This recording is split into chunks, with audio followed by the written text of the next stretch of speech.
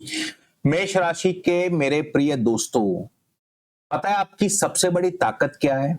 बिना डरे फैसला लेना। और आपकी सबसे बड़ी कमजोरी, कई बार बिना पूरी तस्वीर देखे ही फैसला ले लेना। 15 जुलाई से 9 अगस्त के बीच यही आदत आपको फायदा भी दे सकती है और नुकसान भी। इसलिए अगले 25 दिन आपको बहुत सावधान होकर चलना होगा, क्योंकि इस बार देवगुरु बृहस्पति अस्त हो रहे हैं। और जब गुरु अस्त होते हैं तब भाग्य नहीं रुकता, बल्कि इंसान की सही और गलत में फर्क करने की क्षमता धुंधली पड़ने लगती है। अगर आपने इन 25 दिनों में एक भी गलत डिसीजन लिया तो उसका असर आपको अगले कई महीनों तक परेशान कर सकता है। नमस्कार, मैं हूं आपका अपना एस्ट्रो दोस्त चेतन और आप देख रहे हैं स्काई स्पीक्स। आज के इस विशेष वीडियो में मैं आपको बताऊंगा कि 15 जुलाई से 9 अगस्त तक गुरु अस्त होने का मेष राशि पर वास्तविक प्रभाव क्या रहेगा। क्या करियर में रिस्क लेना चाहिए या नहीं, बिजनेस एक्सपेंशन या अभी रुकना बेहतर होगा, प्रमोशन मिलेगी नहीं मिलेगी, इन्वेस्टमेंट कैसे करें, जॉब चेंज करना चाहिए नहीं करना चाहिए, किन लोगों पर इसका प्रभाव सबसे अधिक पड़ेगा, और अगर आपकी कुंडली में गुरु मजबूत है तब क्या असर होगा, गुरु कमजोर है तब क्या सावधानी रखनी होगी। और आज के इस वीडियो में मैं आपको अंत में सटीक लाल किताब के उपाय भी बताऊंगा, जिससे आप इस अवधि में अपनी निर्णय क्षमता और गुरु को मजबूत कर सकते हैं। अतः इस वीडियो को शुरू से लेकर अंत तक जरूर देखिएगा। आगे बढ़ने से पहले बता दूं, ये गोचर फल राशिफल, इसे आप अपनी लगन राशि और चंद्र राशि दोनों से देखें। लगन आपकी वास्तविक परिस्थितियां हैं, चंद्रमा आपका मन है, और दोनों के तालमेल से ही सही तस्वीर आपको समझ में आएगी। पहले जानते हैं कि गुरु अस्त है क्या। तो जब भी कोई ग्रह सूर्य के बहुत नजदीक आ जाता है तो वो ग्रह अस्त हो जाता है। ज्योतिष में अस्त ग्रह जो है अपनी पूरी क्षमता से अपना परिणाम देने में सक्षम नहीं रहता और उसका प्रभाव कुछ समय के लिए दब जाता है। मेष राशि के लिए गुरु 9वें और 12वें भाव के स्वामी होकर इस समय चौथे भाव यानी कर्क राशि में उच्च स्थिति में है। गुरु में ताकत तो बहुत है, लेकिन अस्त होने से उनका कुछ समय के लिए जो प्रभाव है वो कमजोर पड़ जाएगा। यानी अवसर रहेंगे लेकिन पहचानने की क्षमता धुंधली हो सकती है। मेष राशि वालों के लिए इस पूरे समय की सबसे बड़ा जो प्रभाव रहेगा वो है गलत निर्णय से बचना और सही अवसर को पहचानना। क्योंकि एक तरफ उच्च का गुरु चौथे भाव में है तो वहीं दूसरी तरफ शनि 12वें भाव यानी मीन राशि में आपके धैर्य की परीक्षा भी ले रहे हैं। यही कारण है कि इस समय आपको अवसर भी मिलेंगे लेकिन धैर्य भी रखना होगा। और अब बात करते हैं सबसे पहले करियर की। तो अगर आप प्रोफेशनल हैं, कंसल्टेंट हैं, डॉक्टर हैं, इंजीनियर हैं, मैनेजर हैं, किसी लीडरशिप रोल में हैं, तो ये समय आपकी डिसीजन मेकिंग का टेस्ट है। आपको नए अवसर मिल सकते हैं लेकिन हर प्रस्ताव तुरंत स्वीकार करना उचित नहीं होगा। कई लोगों को लगेगा कि यही मौका है, जबकि वास्तविकता कुछ और भी हो सकती है। अगर किसी प्रोजेक्ट, पार्टनरशिप या रोल चेंज का निर्णय लेना हो तो जल्दबाजी ना करें।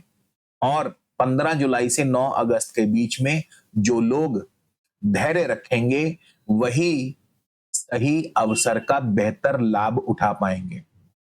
बिजनेस वालों के लिए समय थोड़ा मिला जुला रहेगा। एग्जिस्टिंग बिजनेस में स्टेबिलिटी रहेगी लेकिन एक्सपेंशन करते समय चीजें डिले हो सकती हैं।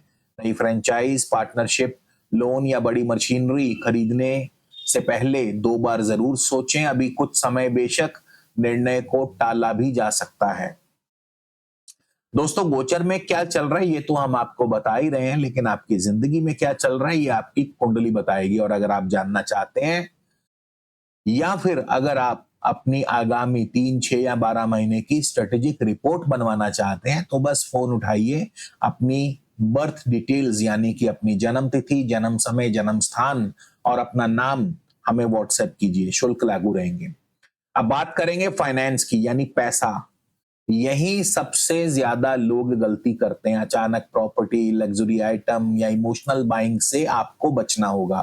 कोई कहे कि अभी खरीद लो, मौका निकल जाएगा, तो पहले फैक्ट्स को देखिए।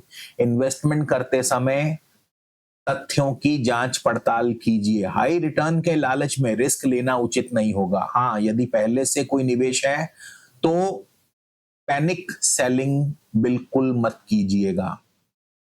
नौकरी करने वालों के लिए ये समय परफॉर्मेंस दिखाने का है। नई जिम्मेदारियां मिल सकती हैं। सीनियर्स आपको ऑब्जर्व कर रहे हैं, लेकिन छोटी छोटी बातें भी कई बार बड़ी बन सकती हैं, क्योंकि इस समय बुध भी कुछ देर के लिए अस्त भी रहेंगे और वक्री प्रभाव में भी रहेंगे। इसलिए अपने कम्युनिकेशंस को बिल्कुल सोच समझकर इस्तेमाल करें और बॉस से बहस करने के बजाय एविडेंस के साथ अपनी बात को रखें। यही तरीका आपको बाकी लोगों से अलग करेगा।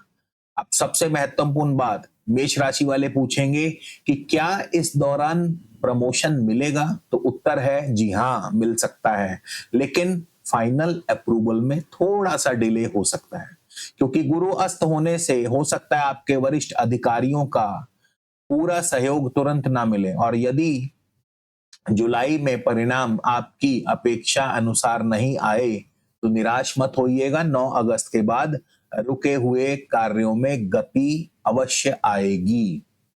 इसलिए इस अवधि को प्रेपरेशन फेज समझकर आगे बढ़िए। आप समझते हैं, यदि आपकी जन्म कुंडली में गुरु मजबूत है या कमजोर है तो क्या अंतर पड़ेगा।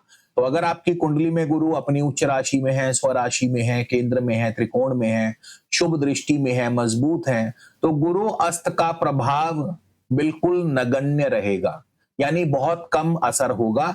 ऐसे में आपको चिंता करने की कोई बात नहीं है। लेकिन अगर आपकी कुंडली में गुरु नीच है, पाप ग्रहों से पीड़ित है, छठे, आठवें, 12वें भाव में है, कमजोर है और गुरु की दशा अंतरदशा भी चल रही है, तो फिर आपको निर्णय लेने में गलती हो सकती है। गलत सलाह, मिस जजमेंट और अवसर खोने की संभावनाएं बढ़ सकती हैं। यही कारण है कि एक ही राशि के सभी लोगों के परिणाम एक समान नहीं होते। किन लोगों पर अधिक प्रभाव पड़ेगा? तो सबसे ज्यादा प्रभाव विशेष रूप से जिनकी चंद्र राशि या लगन राशि मेष है, जिनको इस समय गुरु की दशा अंतरदशा चल रही है।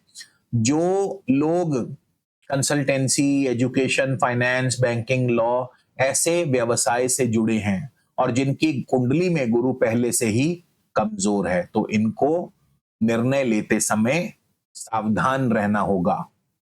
अब सबसे इंपॉर्टेंट, जो मैंने आपसे प्रॉमिस किया था कि लाल किताब का कौन सा सटीक उपाय गुरु के इस अस्त प्रभाव को कम कर सकता है, तो सबसे पहले तो आपके आसपास यदि कोई भी मंदिर है और वहां पर पीपल का वृक्ष लगा है तो उसकी सेवा करें। पीपल की सेवा और पालना करने से गुरु के कई प्रभाव, अशुभ प्रभाव जो हैं वो नष्ट हो जाते हैं, बल्कि गुरु के शुभ प्रभाव मिलने लगते हैं। आप पीपल को जल दें, रोजाना पीपल की परिक्रमा कर सकते हैं, वहां सरसों के तेल का दिया जला सकते हैं।